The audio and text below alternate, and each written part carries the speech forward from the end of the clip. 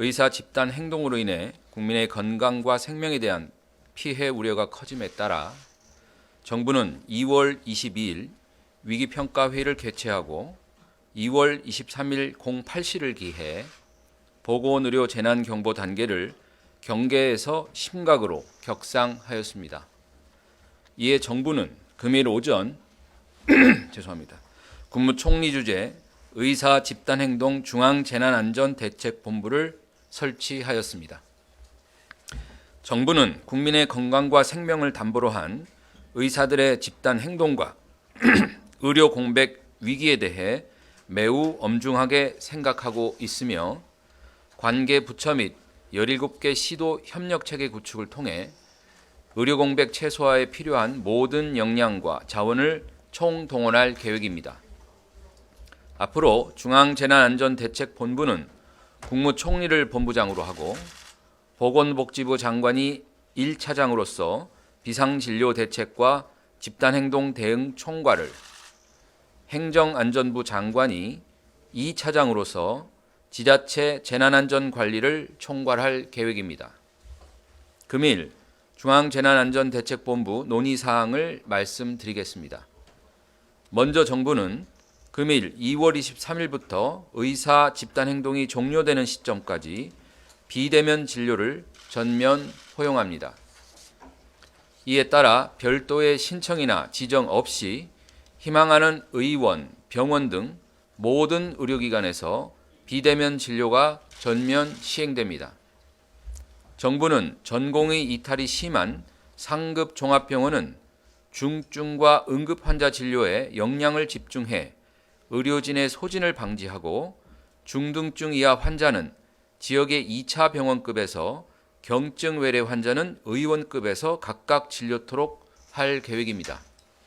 이 과정에서 높아진 지역의 병의원의 외래 수요에 원활하게 대처하기 위해 비대면 진료를 활용해 국민의 불편을 최소화하겠습니다. 또한 정부는 진료 공백 장기화에 선제적으로 대비하기 위해 비상진료 추가 대책을 수립하기로 하였습니다. 원활한 환자 이송 전원에 필요한 추가적인 행재정적 지원 방안을 조속히 마련하여 브리핑을 통해 말씀드리겠습니다. 오늘 회의에서 총리께서는 범정부 총력 대응 체계를 통해 사태를 조속히 해결하고 국민 피해를 최소화해야 한다는 점을 강조하셨습니다. 또한 병원에 남아 환자를 지키고 계신 의사, 간호사, 병원 관계자들의 부담을 완화시키기 위한 지원을 조속히 강화할 것을 당부하셨습니다. 정부는 앞으로 각 부처별 협력을 더욱 강화해 국민의 생명을 보호하는 데 최선을 다할 것입니다.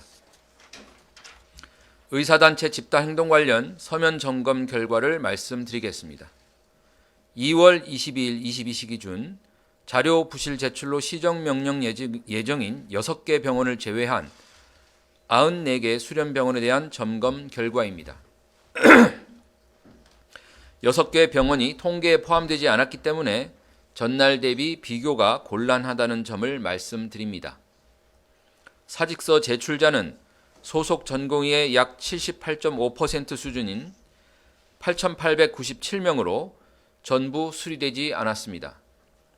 근무지 이탈자는 소속 전공의의 약 69.4%인 7,863명으로 확인되었습니다.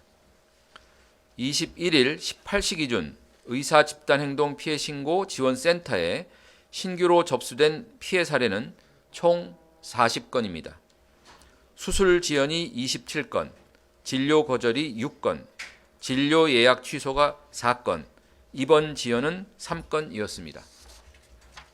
다음은 의대생 휴학 및 대응 상황입니다. 교육부가 40개 대학을 대상으로 파악한 결과 2월 22일 기준 총 12개 대학에서 49명이 추가로 휴학 신청하였다고 하며 1개 대학 346명이 휴학 철회하였습니다. 또한 총 1개 대학 1명에 대해 유급으로 인한 휴학 허가가 있었으며 이는 학칙에 따른 요건과 절차를 준수하여 진행된 허가로서 동맹 휴학에 대한 허가는 한 건도 없었습니다. 수업 거부가 확인된 곳은 11개 대학으로 파악되었으며 해당 학교에서는 학생 면담과 설명 등을 통해 정상적 학사 운영 노력을 지속하고 있습니다. 계속 수업에 참석하지 않을 경우 엄정 조치할 예정입니다. 다음으로 2025학년도 학생 정원 배정 절차 진행 상황입니다. 교육부는 2월 22일자로 2025학년도 의과대학 학생 정원 신청 안내 공문을 40개 대학에 시행하였습니다. 대학의 정원 증원 신청을 3월 4일까지 받아 추후 대학별 의대 정원 규모를 확정할 예정입니다. 정원 배정은 비수도권 의과대학을 우선 고려하되 각 대학의 제출 수요와 교육 역량, 소규모 의과대학의 교육 역량 강화 필요성, 그리고 지역의료 및 필수의료 지원의 필요성 등을 종합적으로 고려하여 진행하고자 합니다. 다음으로 의사단체 주장에 대한 정부 입장을 말씀드리겠습니다. 정부는 의사단체가 계속해서 쏟아내는 납득할 수 없는 발언에 대해 깊은 유감을 표합니다. 먼저 며칠 전 TV 토론에서 의사단체 측 패널은 반에서 20 내지 30등 하는 의사를 국민이 원하지 않는다는 취지의 발언을 했습니다. 지역 인재 전형은 지역에서 나고 자란 학생들이 지역 의료의 미래 주역으로 성장할 수 있도록 지원하는 제도입니다. 지역의 소중한 의사들을 양성하는 이 제도를 실력 없는 의사를 만드는 제도로 폄하하지 말아주시길 바랍니다. 이는 국민 정서와 매우 동떨어진 발언으로 국민 위에 의사가 있다는 인식을 보여주는 것입니다. 국민이 원하는 의사는 환자를 먼저 생각하고 그 곁을 지켜주는 선생님이라고 부르며 따를 수 있는 의사입니다. 좋은 교육과 좋은 실습이 지속적으로 이루어지고 의료인으로서의 사명에 대한 분명한 생각들이 정립되어 환자 곁을 지키는 의사가 국민이 원하는 좋은 의사입니다. 생활 속 경험을 통해 의대 정원 증원을 압도적으로 지지하는 국민의 목소리를 가벼이 여겨주기 마시기 바랍니다. 의사단체의 엘리트주의와 특권의식에 깊은 우려와 유감을 표합니다. 의사단체는 대한민국의 그 누구도 국민과 법 위에 군림할 수 없다는 사실을 유념하여 주시기 바랍니다. 의료법 제15조는 정당한 사유 없이 진료를 거부할 수 없다고 규정하고 있습니다. 국민 건강을 위협하는 불법적인 집단 행동은 어떠한 이유로도 정당화될 수 없습니다. 또한 국민의 생명권은 반드시 보장되어야 하며 국민의 생명을 지키기 위한 업무 개시 명령은 정부로서 당연히 해야 할 적법한 조치입니다. 의사단체는 국민과 정부를 향한 도를 넘는 언행을 이제 그만 멈춰주시기 바랍니다. 이런 발언은 국민을 불안하게 만들고 지금 이 순간에도 환자 곁을 지키고 계신 많은 의사들의 명예까지 훼손하는 것입니다. 의사단체의 이런 발언이 지속된다면 앞으로 해야 할 의료사고처리 특례법의 제정과 수가 인상 등에 있어서 어떻게 국민의 동의를 이끌어낼 수 있겠습니까? 다음으로 의사단체 등이 제기하는 주장에 대한 정확한 사실에 대하여 설명드리겠습니다. 첫째, 의사단체의 주장과 달리 우리나라는 의사 수가 부족하여 의사 1인당 업무량이 가장 많은 국가입니다. 의사단체는 의사 수가 부족하지 않다고 하지만 사실이 아닙니다. 여기 표에서 보시는 것처럼 2021년 기준으로 우리나라는 의사 1인당 연간 진료 건수가 6,113건으로 의사 업무량이 세계 최고 수준입니다. OECD 평균의 3배 이상이며 일본에 비해서도 1.4배가 많습니다. 업무량은 많은데 근로시간은 감소하고 있습니다.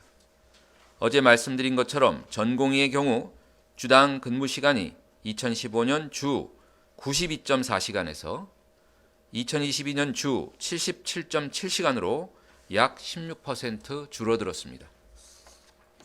지난 2월 20일에는 전공의법이 개정되어 2026년부터 보건복지부령으로 전공의 근무 시간을 더 단축할 수 있게 됨에 따라 앞으로 전공의 근무 시간은 더 줄어들 전망입니다. 잦은 당직으로 가족들과의 삶을 잃어버린 의사, 아이들 입학식, 졸업식도 갈 시간이 없는 의사들의 고된 삶을 생각하면 이러한 변화는 매우 바람직한 것입니다. 다만 이를 위해서는 줄어드는 근무 시간만큼 그 근무 시간을 메꿀 수 있는 새로운 의사가 반드시 필요합니다. 의료 환경의 변화를 고려하지 않고 단순히 의사 수가 부족하지 않다고만 계속 주장할 상황이 아닌 것입니다. 둘째, 의사 고령화에 따라 병원에서 중증 환자를 치료할 수 있는 숙련된 의사는 더욱 줄어들 수밖에 없습니다. 의사단체는 의사는 은퇴 연령이 정해져 있지 않아서 의사 고령화가 문제되지 않는다고 주장하지만 이는 사실이 아닙니다. 2022년 기준 70세 이상 고령 의사가 8,485명의 대부분인 78.5%가 의원이나 요양병원에서 근무 중에 있습니다. 중증 환자 진료를 담당하고 있는 병원급 이상 의료기관 근무 비율은 18.5%에 불과합니다. 의사단체의 주장과 달리 의사 공급 추계 시 의사의 고령화 문제를 반드시 고려해야만 하는 이유입니다. 이것은 비단 의사뿐만 아니라 모든 직종의 공급 추계 시 동일하게 적용되는 고려사항입니다. 전공의 여러분께 말씀드립니다. 지금 즉시 환자의 곁으로 돌아와 주시기 바랍니다. 더 이상 이렇게 소모적인 갈등을 할 시간이 없습니다. 의료개혁의 주요 목표는 여러분들이 좀 더 나은 일터에서 일할 수 있는 여건을 마련하는 것이라는 점을 수차례 말씀드렸습니다. 정부가 대한민국 의료의 미래를 위해 얼마나 진정성 있게 정책을 개선해 나가는지 지켜봐 주시기 바랍니다. 필요하다면 정부가 수립한 필수 의료 지원 정책과 추진 계획을 상세히 설명하는 자리를 만들겠습니다. 직접 설명을 들어보면 여러분이 요구하는 방향과 큰 차이가 없다는 것을 알게 될 것이라고 생각합니다. 지금 즉시 환자 곁으로 복귀하고 대화를 통해 문제를 해결해 나가길 바랍니다. 지금도 늦지 않았습니다. 지금 이 순간에도 환자들이 여러분을 기다리고 있다는 점을 기억해 주시기 바랍니다. 다음은 지금 이 순간에도 의료 현장에 남아 최선을 다하고 계신 의사 여러분께 진심으로 감사의 말씀을 드립니다. 특히 동료들이 현장을 비운 때에 환자 곁을 지키는 노력이 얼마나 큰 용기와 결단이 필요한 일인지 잘 알고 있습니다. 의료의 중심에 환자의 가치를 최고로 두고 일하는 여러분들의 결단에 존중의 뜻을 표합니다. 여러분들이 의사의 명예를 지키는 보루입니다. 필수 진료 유지를 위한 여러분들의 노고를 환자들과 우리는 기억할 것입니다. 정부도 여러분들의 노고가 헛되지 않도록 필수 진료 유지에 필요한 지원을 다하겠습니다. 국민 여러분께 말씀드립니다.